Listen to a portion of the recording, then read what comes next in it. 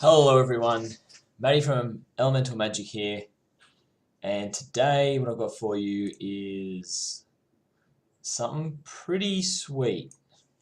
So I told you in my last video I'd be putting out a video of what I'm going to be playing at Grand Prix Brisbane, and this is the deck I've settled on. It's Eldrazi Tron. You've probably seen lists on this on the up and coming on MTGO leagues. It's sort of peeking its head out there. But just today, if I bring this up actually,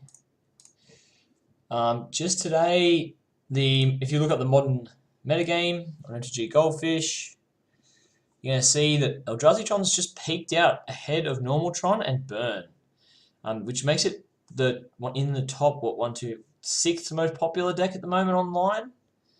But in paper, this still just is not the case. Decks in Modern, a 4.2 meta percentage is not huge, but then again in Modern it is big for Modern because there's a whole lot of a lot more deck variety. The decks we don't really enjoy versing is Affinity, Titan Shift,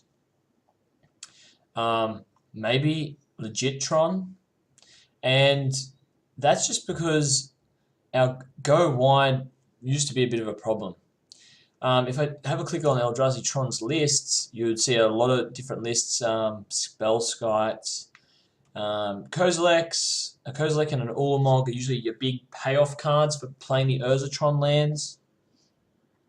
Also, there's usually a single Karn in the main. This list doesn't have the single Karn. If we look at some of the most recent sort of winning lists, we've noticed there's been an evolution. So Walking Ballista is one of the big evolutions of the deck, alongside the Basilisk Collar. This person's playing in the sideboard. I think it's good enough to play main. He's playing a Kozilek, an Ulamog, a Karn, and two All's Dust as all payoffs for reaching those Urzatron lands. I want to take you through my list, why I'm playing my list, what I think about it, and why it's different to some of these other lists. So, Urzatron lands, Eldrazi Temples are all our sort of fast mana for big payoff cards quickly. We've got a play set of Ghost Quarters. That's just real nice. Some decks in Modern just can't really deal with a whole play set of Ghost Quarters. I've got a single Seagate Wreckage to tutor up with map if I think the game's going to go long and grindy. And I've got a single Cavern of Souls. This Cavern of Souls used to be a Sanctum of Ugin back in the versions of this deck that played Ulamog and Kozilek. Or I was playing two Ulamogs.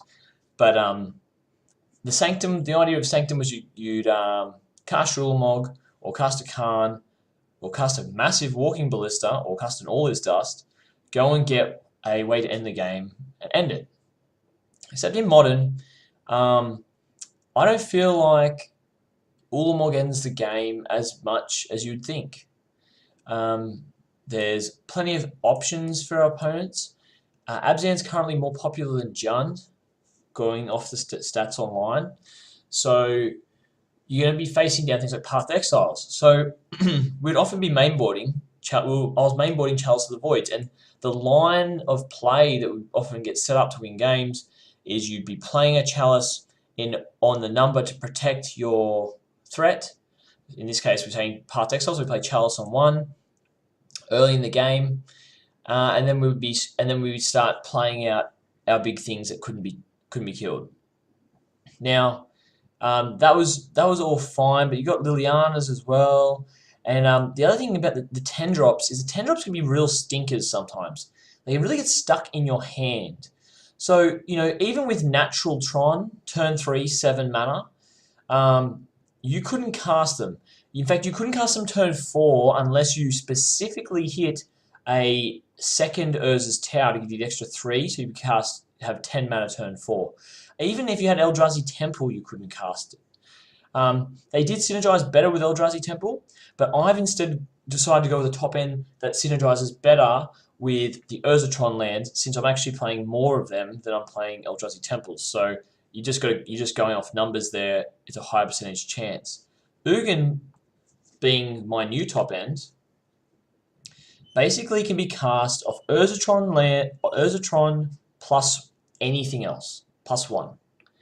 So could be a Warping Whale Scion just been hanging around, or I could end step if I don't have that extra land. I could, after Urzatroning, I could end step a Warping Whale and then untap Slam Ugin.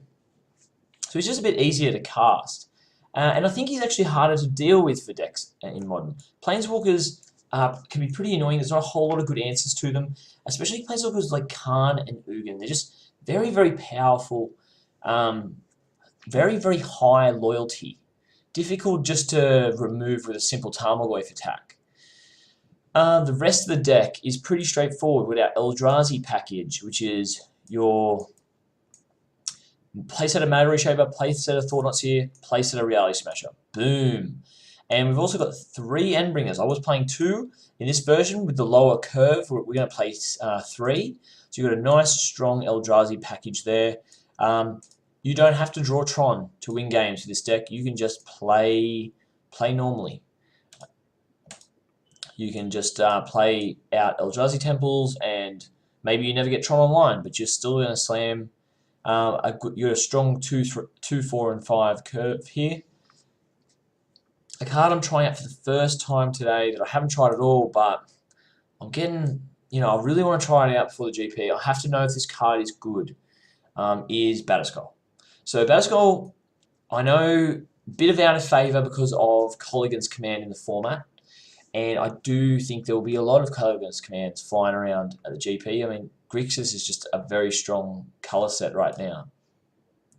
However, when you've got Urzatron levels of mana, being able to, it's not that hard to be able to play a Batterskull, return it when we need to dodge removal, putting it onto a Walking Ballista to keep it alive, even if it removes all its counters, putting it onto Reality Smasher to just, push the issue. Onto Endbringers particularly gross because you get to attack and still activate one of his abilities in your turn. As far as when we're talking about payoffs for Urzatron, I talked about the top end threats, but Walking Ballista is as good a payoff as any. I've had games with this card. This is the card that I think really solves Tron's issue. Well, this deck's issue. This is really traditional Tron, but it solves this deck's issue with being able to just deal with aggro. It's an early blocker, removal spell. You pair it with this Basilisk Collar, and all of a sudden you machine gun down everything. It totally wrecks creature matchups, of which there's a lot in Modern. So I couldn't see taking this out in many matchups besides for the non-creature matchups, like your you're talking your real heavy combo, like your Storm and your Ad Nauseam decks. Otherwise, I kind of like this guy in every matchup. The sideboard is something I'm really still working on, finding it a bit hard to get like a solid set in stone sideboard. As you all sort of know, it's a bit more of a sideboarding is just a bit more of an art than exact science. So I still like Chalice of the Void. I don't like it when it nombos with the 1-drops. Expedition Map isn't that important once you've achieved Tron, but the thing about Expedition Map is it's getting that cavern against the blue decks, it's getting Seagate Wreckage for the late game, and often it's just grabbing Ghost Quarters just to remove manlands, or just put your opponent off colors. That's really, it's got more utility than just assembled Tron. But Basilisk Collar is the real thing that I hate shutting down for myself. So there's a bit of a nombo there in the main. I also want the main board to sort of just flow and have a very specific, straightforward game plan. And that's why I've gone with putting the chalices in the sideboard. I think it's still super well positioned in Modern. I think it's still a great way for the deck to deal with some of the unfair decks. And some decks just straight up fold to this card. And so that warrants it enough to still be a 4 of in the 75. I've talked, a lot of people are just running 2 sweepers in their 75. I've talked about wanting a third, so I'm going to play an extra All Is Dust in the side here. I just think it's high impact enough that it's worth it. Warping Whale is just another nod to our weaker matchups, the Affinity one in particular, but it's also going to be able to counter things like your it'll counter your Thoughtseize effects. It'll ramp you when you need it to. It'll counter. What else? In Titan Shift, it's an important card to be able to stop Scape Shift. There's a few good little niche scenarios for Warping Whale, so I'm definitely going to have the third on the board. We've got 2 Pithing Needle. This is a single best card against Affinity. At the moment, it's pretty tentable that this third extraction will probably become a third Pithing Needle.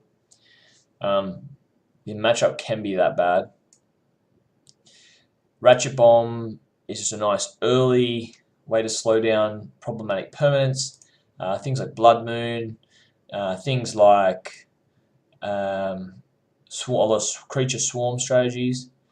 Relic Progenesis is also a nice one against the blue decks. It's good in the mirror where they try to Ghost Quarter and surgically extract one of your lands. You can Relic to exile and prevent it from getting targeted by surgical. It's also obviously good against Dredge. I don't really predict there being a lot of Dredge. It's definitely still a deck, but I think it's been a little bit underpowered. People aren't talking about it as much, and it's not coming up online as much. And online is usually a good predictor of how things are going to go. Surgical Extraction. So the big mana decks can be an issue. We're sort of aiming in the mirror to go, or against Tron, to Ghost Quarter Surgical is a 1-2 punch. Same against Valakut, so Ghost Quarter Surgical. So we're looking for that synergy between Ghost Quarter and Surgical Extraction to pull us through. It's also totally viable against Snapcaster Mage decks. We weren't super concerned with the Snapcaster Mage matchup, but recently it's been problematic enough that we've got this Cavern of Souls here. So, I mean, the current standing list, how I've got it, if I had to make a change, I would potentially be looking at moving a Surgical to being a Pithing Needle, a third Pithing Needle. If I really want to beat the, well, actually, it's possible that maybe the All of Dust becomes the Pithing Needle just to beat Affinity, since All of Dust is a bit useless against Affinity.